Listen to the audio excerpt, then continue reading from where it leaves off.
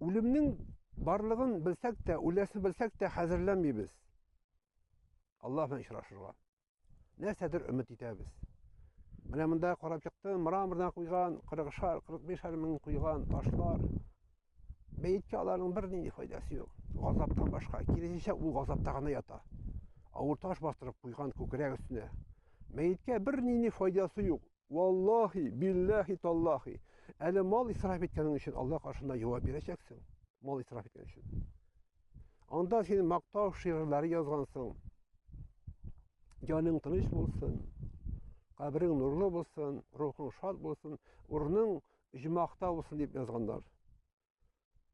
Даже шушы сүзләрне укыганнан соң ирексездән кеше ни дәрәҗәгә җитте, нәрсә сөйләгәнен, нәрсә фикерләгәнен дә аңламый башлады. Ә бит Пәйгамбәр саллаллаһу алейһи ва сәлләм әйтте бит: "Җәннәт дорогая удовольствие". Җәннәт кыйбатлы товар.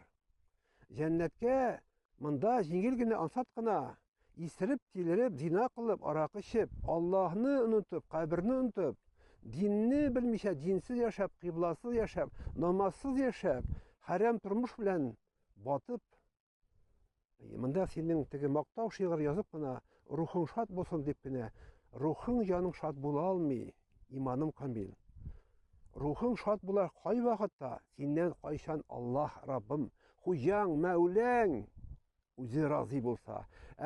Хуҗаң, Мәүләң, Раббың Аллаһ синнән разый булсын өчен Коръән белән, соңгы китап, өммел китап белән яшәргә кирәк. Аллаһның бик зикре булган намаз укырга кирәк. Аллаһның нуры Коръән, соңгы китап, бөтен китапларны җалган, шул китап белән яшәргә кирәк. Шуларны яшәсәң, кабрең нур белән тула. Барзах дөньяң хәерле була. Һәммәбезгә дә шул насыйп булсын. Урның тыныч була. Менә бу вәгаземне шуннан башладым бит.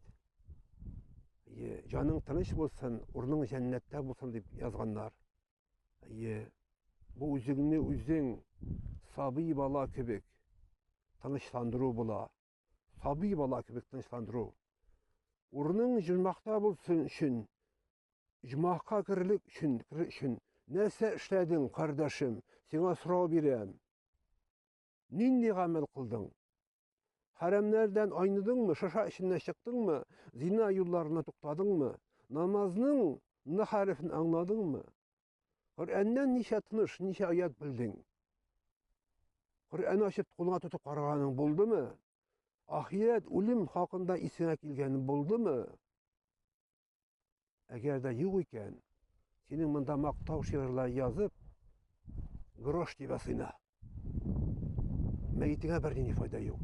Шушы чардуганнарыңны, бу чардуганнарыңны алтыннан, көмештән ясат, бриллианттан куй. Сиңа аларның берсе дә не поможет.